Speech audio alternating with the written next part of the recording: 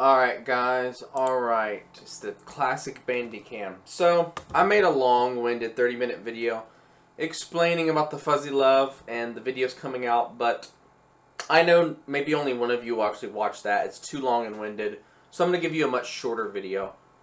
I thought I had my phone plugged in, but apparently it wasn't plugged into the wall charger, and the phone's dead, so I couldn't record a video with that because I was going to do one pointed at my face. And I don't feel like whipping out my main camera because it's attached to a little tripod type thingy, and I don't want to disconnect all that. So, there's not going to be any video of me just going to look at the little old pedals here. So that's what y'all are going to look at. So, yeah. So, here's some things. Number one is the Fuzzy Love pedals are done. Okay? So, as I've said in a previous video, the Fuzzy Love is meant for guitar. So I tried really hard to find some synthesizers that it sounded good with. And it really, guys, it just doesn't sound good with synthesizers, I'll be honest. It really is meant for guitar. Whereas all the one-of-ones that I've made, like you can see here, Palme Purpura, whatever, that's how you would pronounce that, Russian Heart, Russian Reject, Pink or Purple, you know, Acetone Wood. All of these sound great with keyboards. Especially, guys, especially the acetone wood and the two Russian ones. Those are made specifically for keyboard. They don't really sound good with the guitar. But the rest of these, like those, the purple, the blue one, and then the original one, those sound good with anything, basically. But, yeah, that's that. So, even though it doesn't sound good with synthesizers, I promised you guys a video, and you're going to get one. And it's done. It's been recorded and all that. So the bad news I have is it's not going to be with the Behringer K2 because I had to sell off some gear to pay some bills. Sell off my K2, sell off my RD9. I didn't want to sell either one, but I had to. There's other stuff that I wanted to sell more, but guys, I had to sell what was going to sell quick. Sold my RD6, but then the buyer said, oopsie, I accidentally bought it, so I gotta go to post office to get that and then relist that thing for sale. And I'm selling off a few these two pedals. And I have this little thing that I modified. There actually is a little tiny demo of this coming out. This little modified Behringer VP1 Vintage Phaser. So definitely look forward to that. It's that extra knob makes it go much faster rate, and it almost / does go into audio rate territory. Like the equivalent of if it was a LFO type deal. You know what I mean? You'll see it. But if you turn it all the way, it adds in this little clicking, like a rhythmic clicking, which is a little extra little feature. So yeah, you might like that. And I did the knob the old school way. So it's that little knob right there. You see the little white knob. When it's turned all the way to the right, it's actually off. So it's the old school way where you have to turn all the way to the left to turn it on. Little fun, interesting, vintage thing. But yeah, so you're wondering, okay, the Fuzzy Love, well, what if you say it don't sound good with synths, what kind of synth did you actually record it with? So, I ended up, sorry, I'm yawning. I ended up trying a bunch of synths, and what's unique about the Fuzzy Love is it can make almost any synth sound like it's circuit bent, but not in a good way, okay? But if you're a noise musician, you want harsh noise and stuff like that, get a Fuzzy Love, right? Fuzzy Love is going to give you some harshness, I promise you, especially if you're playing polyphonically. It's going to turn into a jarbled mess of noise, because the Fuzzy Love is only meant to take in one incoming note at once. So, like, it's great with, it's fine, well, it's not great, but it's fine with monophonic synths, but when you play polyphonically, whoa, guys, it's just but you will, sometimes it can work, but usually and then the more voices you throw in, the worse it gets. Sometimes it can handle two. So I'll let y'all hear that. But basically, the Fuzzy Love is made to be used with guitar, and it's made to sound best coming out of your amp. You can still make it sound good through a mixer into your audio interface into your computer, sure. But the way the Fuzzy Love is designed, best with guitar and best going into an amp. It's actually designed to go.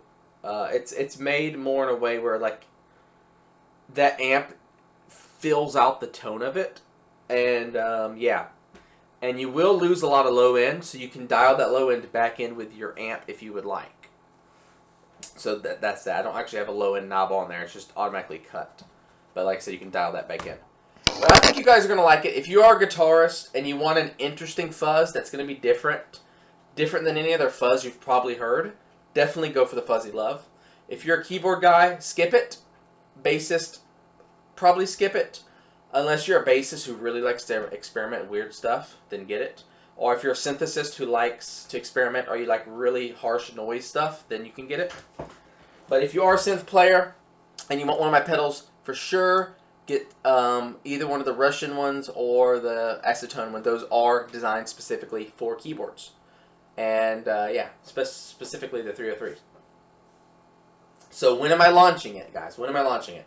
It's going to be launching soon. I am debating if I'm going to launch them and then send one to a YouTuber to make a video on, or if I'm going to send one to a YouTuber to make a video on and then launch it at that time.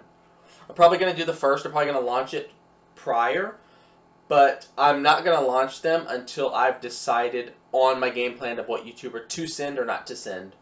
And I'll have that decided, sometime within a week.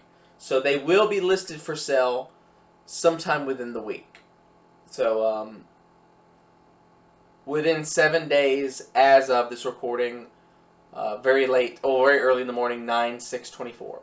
So, they will be listed by next Friday. Most likely, they'll be listed Wednesday or Thursday of next week, probably Thursday. Yeah. But I'm deciding, guys. My biggest thing is, do I wait until I have the full-size versions to send to the YouTuber? Or do I send them the smaller ones? The smaller ones can be finicky, and I really don't want to have an issue where it breaks in transit or something. And I also don't want them to have to deal with a no LED. So I'm probably, this is what I'm going to do, guys. So this is what I'm going to do, guys. Okay, 60 Cycle Home's probably one of my favorite reviewers for guitar pedals and stuff.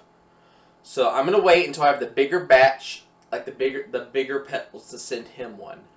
But I'm going to find a little bit, like a smaller channel who I don't actually have to pay to make a demo, who will just be happy to get the pedal and they'll make a demo without me paying them anything.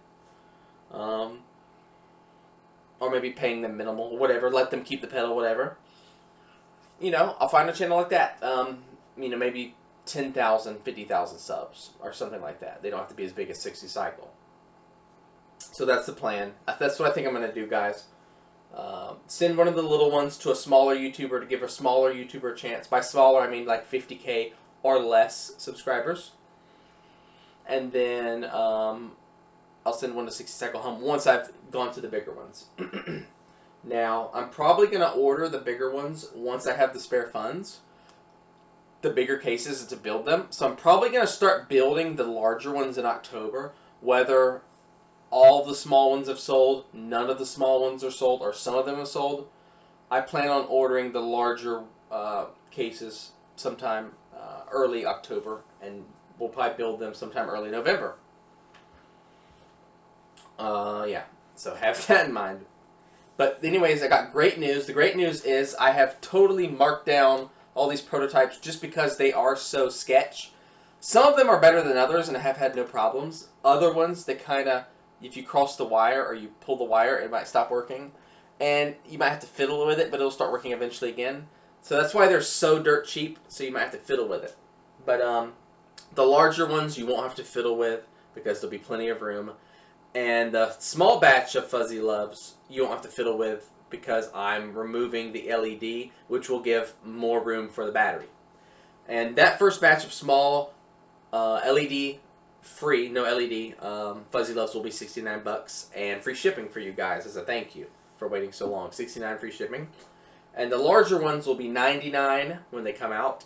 And those most likely will not have free shipping, but I'm not sure yet. We'll see. So there's that. They'll sound identical, except the large one will have an LED. That'll be the only difference, at first at least, until my next pedals launch. But anyways, thank you guys. I'll be uploading one of the Mofo videos now, and the other 3 videos to follow later.